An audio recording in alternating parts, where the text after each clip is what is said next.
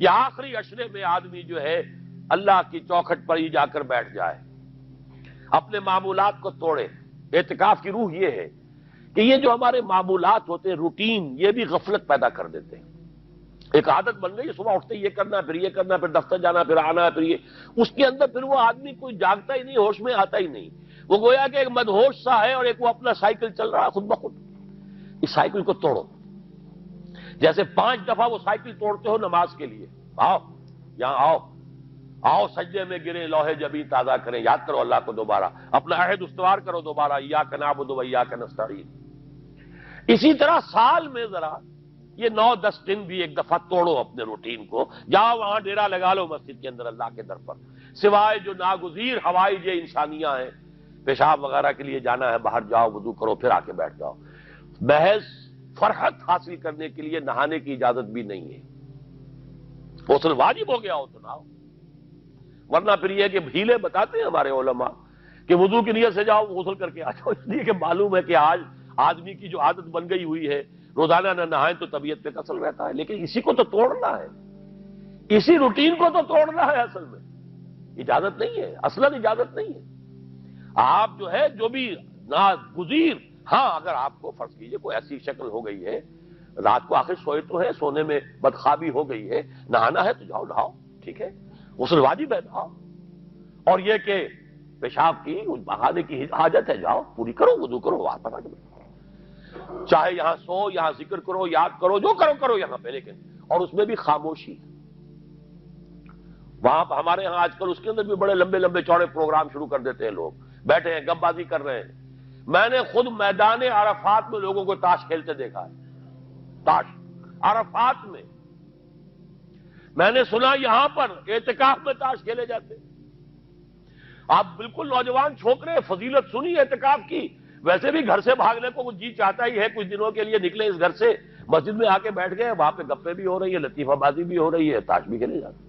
یہ اعتکاف ہو رہا ہے۔ یہ اتنی ہلکی شے نہیں ہے اعتکاف، یہ تو اس عبادت کا، رمضان میں جو روح بیدار ہوتی ہے یہ اس کا کلائمیکس ہے، بہت بڑی عبادت ہے، لیکن اس میں لو اللہ کے ساتھ لگی رہے، لوگوں سے نہیں، تنہائی، غور و فکر، یا قرآن پڑھو،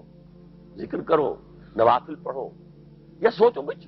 جیسے حدیث میں آتا ہے وَأَن يَكُونَ نُطْقِي ذِكْرًا وَنَظَرِي عِبْرَةً وَسَمْتِي فِكْرًا، میرا دیکھنا ہو تو عبرت کا دیکھنا ہو کہ ہر شے سے میں سبق حاصل کروں، اور میں بات کروں تو اللہ کے ذکر پر مبنی ہو میری بات، اور میں خاموش رہوں،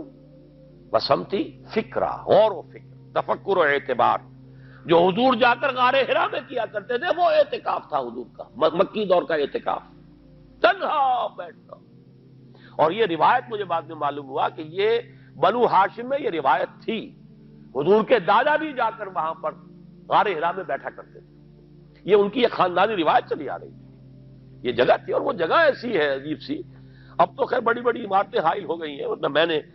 جب پہلا حج کیا تھا سن 62 میں، تو میں نے اس وقت جا کر دیکھا تھا واقعتاً سیدھا کعبہ نظر آتا ہے وہاں سے، اور کچھ درمیان میں نہیں، جیسے اس کو سلٹ لیمپ کہتے ہیں، وہ غار ہے ہی ایسی کہ سامنے ایک دراڑ سی بس کھلی ہوئی ہے، یہ اس کے اندر سے وہاں بیٹھ جائیے سیدھی نگاہ خانے کعبہ پڑ جاتی تھی،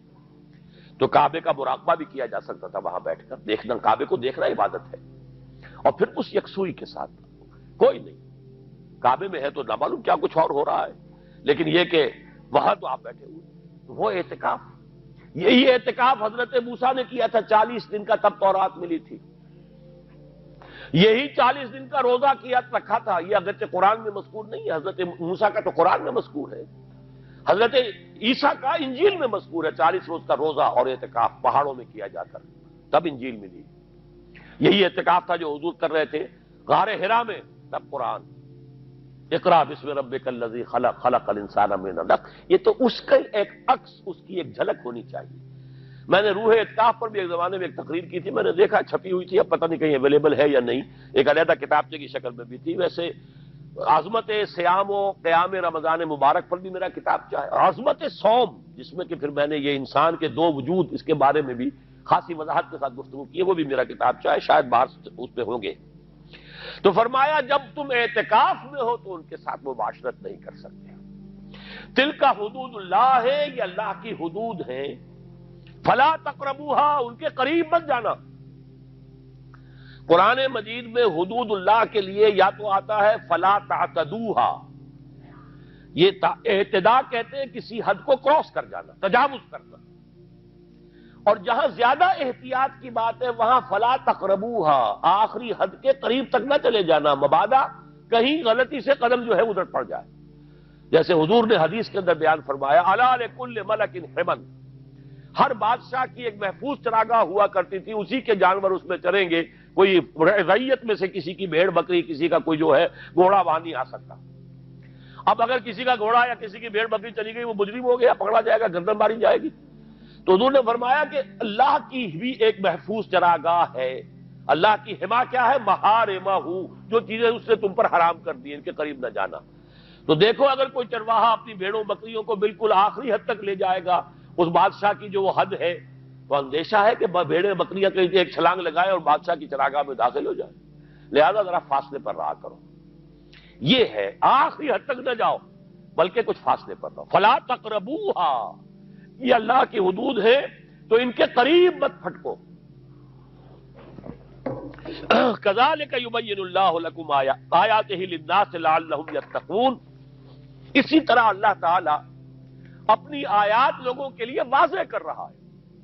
تاکہ وہ بچیں، تقوی کی روش اختیار کریں،